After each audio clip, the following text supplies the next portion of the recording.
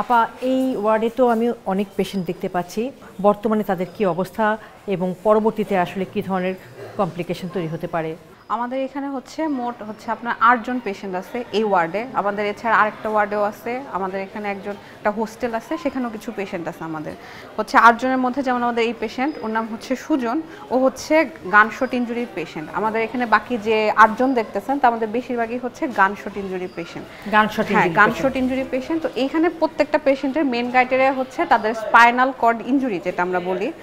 সুজন যখন আমাদের কাছে আসে, ও গানশট ইনজুরি পেশেন্ট। ওর পেছনের যে হাড় বলেন চাপ খেয়েছিল সেক্ষেত্রে। তো তখন ওর কিন্তু ওইভাবে হাতে বা পায়ের মাসেলে কোনো শক্তি ছিল না, কিন্তু এখন তার হাতে পায়ের মাসেলে শক্তি আছে এবং সে আলহামদুলিল্লাহ ট্রিটমেন্ট যতদিন আমাদের এখানে আছে এখন সে হাঁটতে পারে। আর ওর আরেকটা সমস্যা ছিল, ওর যখন গুলিটা লাগে তখন যে পেটের যে আপনার ইলিয়াম বা যেটা আমরা মানে নর্মাল বাংলায় যদি বলি নাড়ি ভুঁড়ি, যেটা ওটা ফুটো হয়ে গেছিল।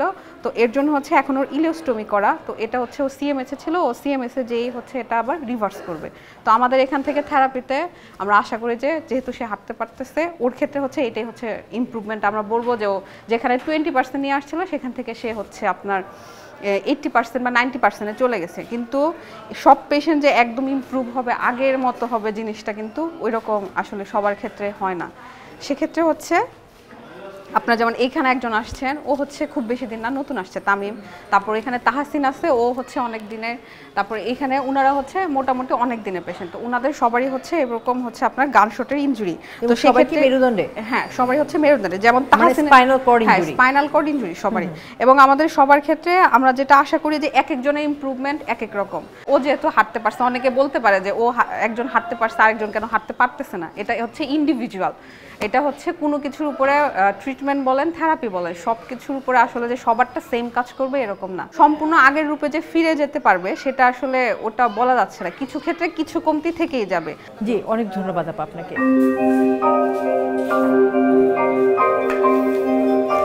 কেমন আছেন? আলহামদুলিল্লাহ ভালো। কি নাম আপনার? জহুরুল ইসলাম সুজন। আপনি কোথায় গুলিবিদ্ধ হয়েছিলেন? ঢাকা মতিঝিলে। মতিঝিলে। এটা কত তারিখ?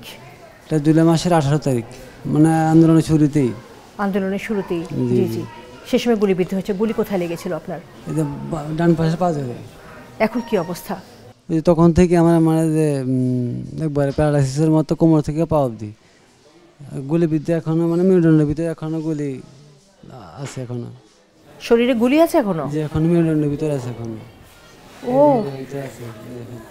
আচ্ছা আচ্ছা।